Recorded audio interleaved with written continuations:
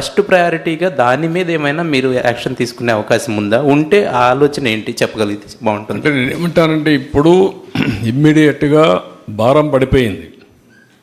Next regulatory commission మళ్ళీ tariff రావాలి. ఆ టారిఫ్ కూడా ఎప్పుడు వస్తుంది మీకు? నెక్స్ట్ మార్చికి వస్తుంది. నవంబర్లో ఫైల్ చేస్తారు, అప్పుడు వస్తుంది. ఒక పక్క టారిఫ్ని ఎట్లా కంట్రోల్ చేయాలి, రెండోది దీన్ని ఎట్లా రివైవ్ చేయాలి, పేదవాళ్ళకు లాంగ్ టర్మ్లో, ఇప్పుడు షార్ట్ టర్మ్లో కూడా నెక్స్ట్ నుంచి ఎట్లా చేయాలి, ఆ తర్వాత ఎట్లా చేయాలి, వేరియస్ ఛాలెంజెస్ ఉన్నాయి.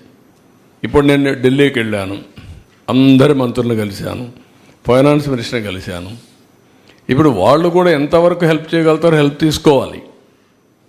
వాళ్ళు మన భారం ఓకే, మనకి ఇక్కడ ఓట్లేసి ఒక దుర్మార్గుడిని ఒక తెక్కలోని తీసుకొచ్చుకున్నాం, ఇష్ట ప్రకారం చేసి వెళ్ళాడు. వాళ్ళకి 29 రాష్ట్రాలు ఒక రాష్ట్రాన్ని మొత్తం చేయలేరు. మన కష్టంతో మనం చేసుకుంటూ వాళ్ళ చేయూత కూడా తీసుకోవాల్సిన బాధ్యత మన మీద ఉంది. అట్లా కాకుండా మొత్తం మీరు భారం తీసుకోండి, మీరే చేయండి అంటే ఒకవేళ ఎన్డీఏలో భాగస్వాములుగా ఉన్నా వాళ్ళకు కూడా ఇబ్బందులు ఉంటాయి.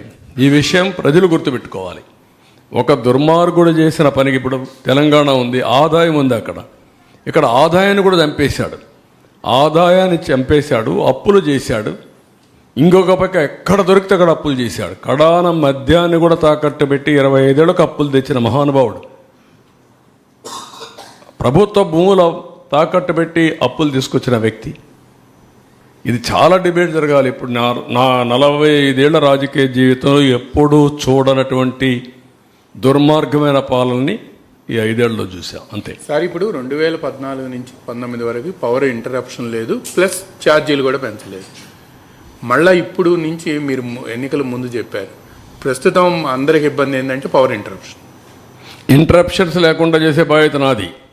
అది రేపు చేస్తా. ఇప్పుడే చెప్తున్నా మీ అందరం, మా విజయానందకి, ట్రాన్స్కోకి అందరికీ చెప్తున్నా, we're very clear, I'm very clear. Everywhere meters ఉంటాయి, బీ కేర్ఫుల్. ఎవడైనా సరే ఎక్కడైనా సరిగా పనిచేయకపోతే ఆ రికార్డు తీసుకొని will take firm action. Voltage ఉంటుంది, ఎప్పుడు కట్ అయ్యేది ఉంటుంది, అప్ టు సబ్స్టేషన్ వరకు ఉంటుంది, ఈవెన్ ఇంటి వరకు కూడా ట్రాక్ చేసే అవకాశాలు ఉన్నాయి. కాబట్టి ఎక్కడైనా సరే అది ఉంటే ఆ సిస్టమ్ ఎస్టాబ్లిష్, ఆ సిస్టమ్స్ కూడా చంపేశారు. ఒకప్పుడు ఇక్కడ కంట్రోల్ రూమ్ పోతే యూ కెన్ మానిటర్ ఎవ్రీథింగ్.